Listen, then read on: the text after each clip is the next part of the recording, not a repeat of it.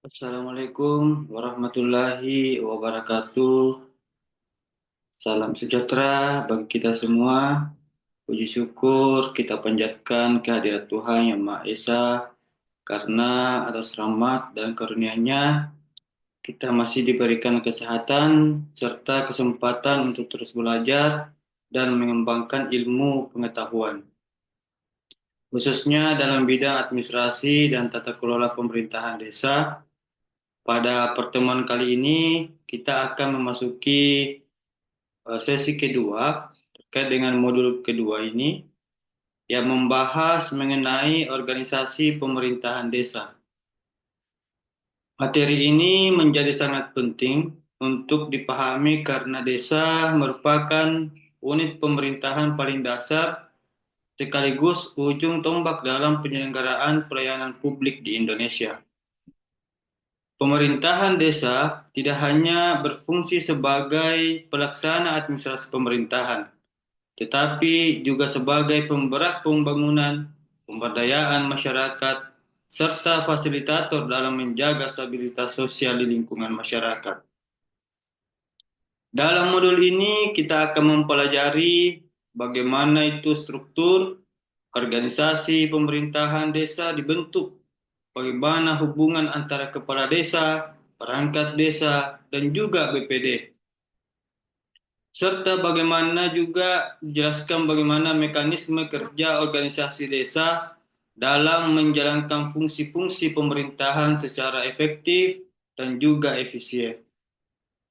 Selain itu, kita juga akan memahami dasar hukum penyelenggaraan pemerintahan desa, meliputi prinsip-prinsip organisasi pemerintahan serta konsep ketelaksanaan organisasi dalam perspektif administrasi publik modern. Pemahaman ini merupakan tahapan organisasi pemerintahan desa menjadi sangat relevan karena keberhasilan pembangunan nasional pada hakikatnya sangat bergantung pada yaitu efektivitas penyelenggaraan pemerintahan di tingkat desa, sebab desa yang dikelola dengan baik dan juga profesional, transparan, dan akuntabel akan mampu menciptakan kesejahteraan masyarakat secara berkelanjutan. Melalui pembelajaran modul ini, diharapkan mahasiswa tidak hanya memahami struktur formal pemerintahan, namun juga mampu menganalisis penerapan teori organisasi dalam praktik. Pemerintah desa mengidentifikasi berbagai tantangan yang kemudian dihadapi dalam penyelenggaraan di lapangan. Tentu banyak aspek-aspek yang perlu kita jelaskan secara detail. Oleh karena itu, mudah-mudahan materi pada modul ini dapat menambah wawasan, memperkuat pemahaman konseptual, serta menjadikan bekal akademik dalam memahami dinamika pemerintahan desa sebagai bagian integral dari sistem pemerintahan Indonesia.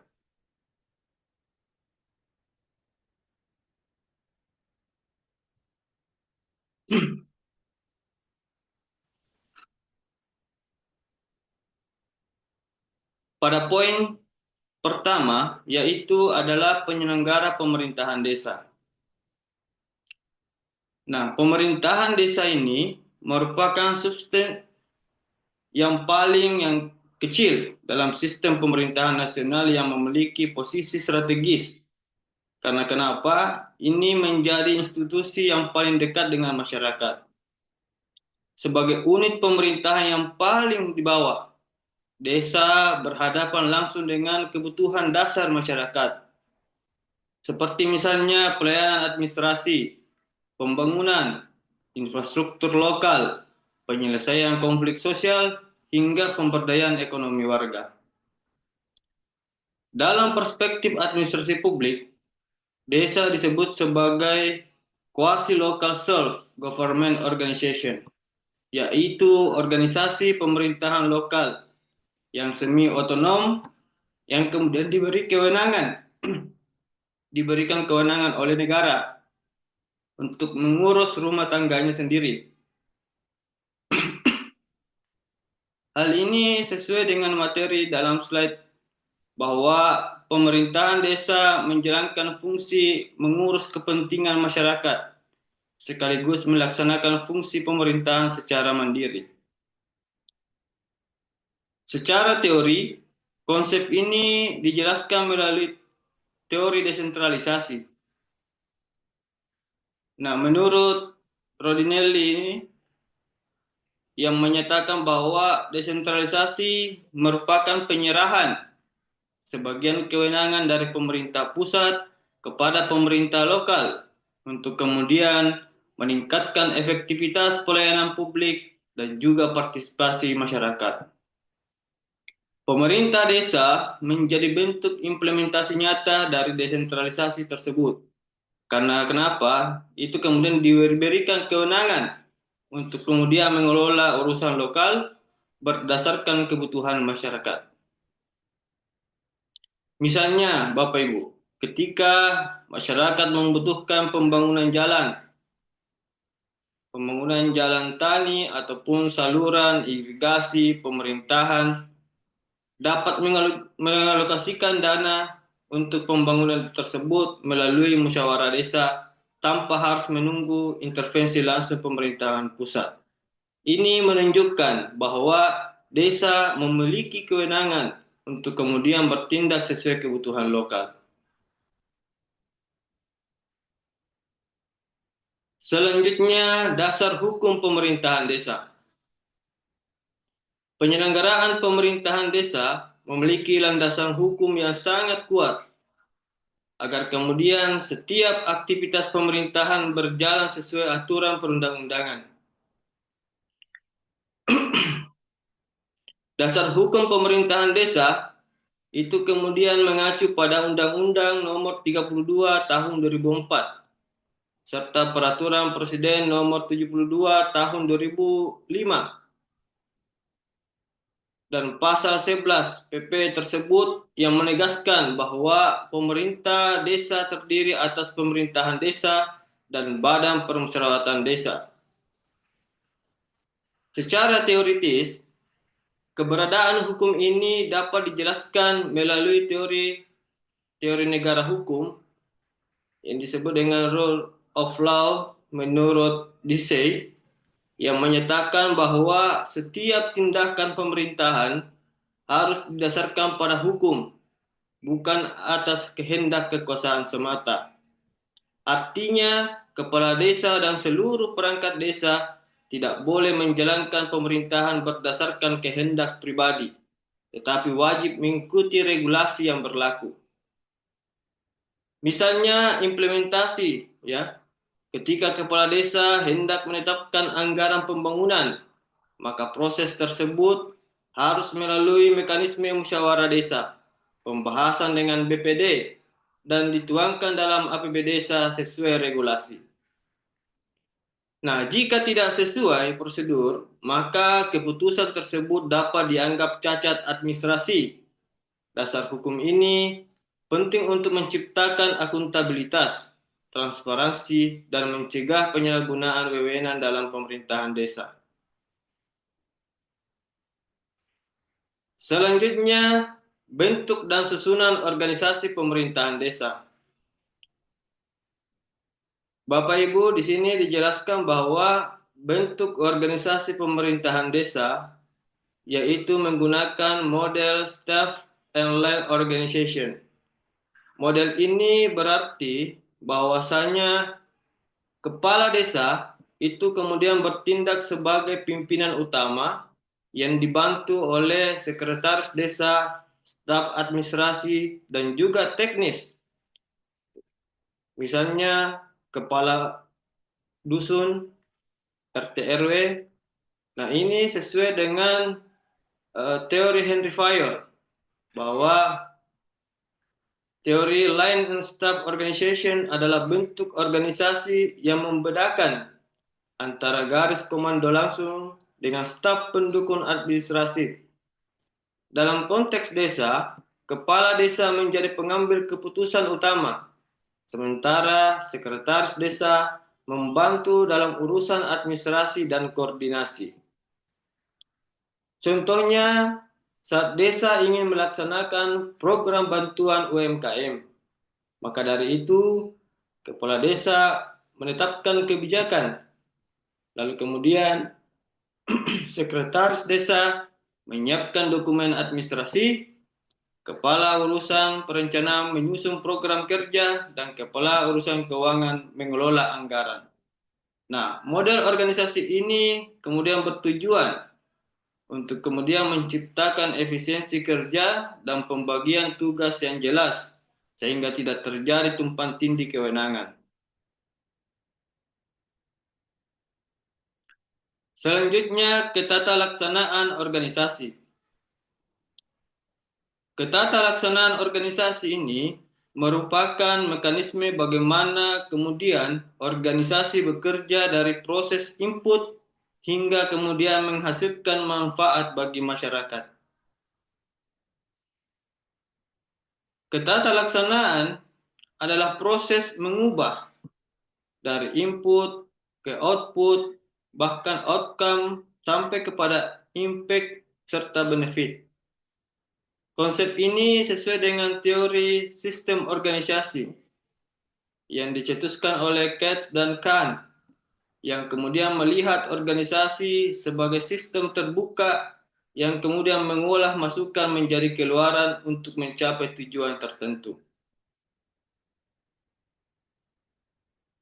Teori tersebut menekankan bahwa input misalnya dana desa, SDM, aparatur, dan juga aspirasi masyarakat. Sedangkan output itu hasilnya adalah program pembangunan jalan desa. Outcome-nya, jalan desa dibangun, impact-nya mobilitas masyarakat meningkat, benefit-nya ekonomi desa berkembang. Nah, inilah kemudian menekankan bahwa keberhasilan organisasi tidak cukup hanya pada output, tetapi juga harus menghasilkan dampak nyata bagi masyarakat. Selanjutnya, Bapak Ibu, terkait dengan hubungan kepala desa dan BPD. Hubungan kepala desa dan BPD ini bersifat sejajar sebagai mitra, bukan hubungan atasan maupun bawahan. BPD memiliki fungsi legislasi pengawasan serta menyalurkan aspirasi masyarakat. Hal ini dapat dijelaskan dengan teori kontrak sosial dari Jean-Jacques Rousseau yang menyatakan bahwa kekuasaan pemerintah berasal dari rakyat dan harus dijalankan demi kepentingan rakyat. Misalnya ketika kepala desa ingin membuat peraturan desa tentang penggunaan tanah kas desa, maka aturan tersebut harus diubah bersama BPD agar ada legitimasi masyarakat. Nah, hubungan ini penting Bapak Ibu untuk kemudian menciptakan check and balance dalam pemerintahan desa agar kekuasaan kepala desa tidak absolut. Selanjutnya berbicara mengenai hubungan kepala desa dan juga perangkat desa. Berbeda halnya dengan BPD tadi, hubungan kepala desa dengan perangkat desa ini bersifat hierarkis. Artinya seluruh perangkat desa berada di bawah komando kepala desa. Menurut Max Weber, dalam teori birokrasi struktur organisasi pemerintahan, itu harus memiliki hierarki yang jelas agar koordinasi dan pengawasan dapat berjalan efektif. Misalnya kepala urusan keuangan wajib melaporkan penggunaan dana kepada kepala desa. Jika ada pelanggaran, maka kepala desa berhak memberikan teguran ataupun sanksi sesuai aturan. Hierarki inilah kemudian bertujuan untuk kemudian menjaga disiplin organisasi dan juga efektivitas koordinasi kerja. Nah, pada bagian akhir ini, yaitu membahas mengenai bagan organisasi pemerintahan desa. Bahkan organisasi pemerintahan desa menunjukkan struktur formal pemerintahan yang terdiri dari kepala desa, sekretaris desa, urusan umum, urusan keuangan, urusan perencanaan, pelaksanaan teknis, dan unsur wilayah lainnya. Menurut teori organisasi modern, bahwasanya bagan organisasi ini berfungsi untuk kemudian menjelaskan pembagian kerja, alur komando, dan tanggung jawab dalam organisasi. Misalnya, urusan keuangan menangani APB desa, urusan perencanaan menyusun RPJM desa, pelaksanaan teknis mengurus kepentingan kegiatan lapangan, kemudian unsur wilayah membantu koordinasi di tingkat dusun. Bagan ini mempermudah koordinasi dan mencegah konflik peran antar perangkat desa. Oleh karena itu, akhir slide ini mudah-mudahan Bapak Ibu bisa memahami dan menjadi nilai eh, yang baik untuk kemudian kita bisa mengimplementasikan dengan baik di masyarakat. Ketika itu kemudian Bapak diberikan amanah untuk menjadi kepala desa ataupun menjadi unsur-unsur perangkat desa. Melalui materi ini saya rasa cukup sekian. Terima kasih. Wassalamualaikum warahmatullahi wabarakatuh.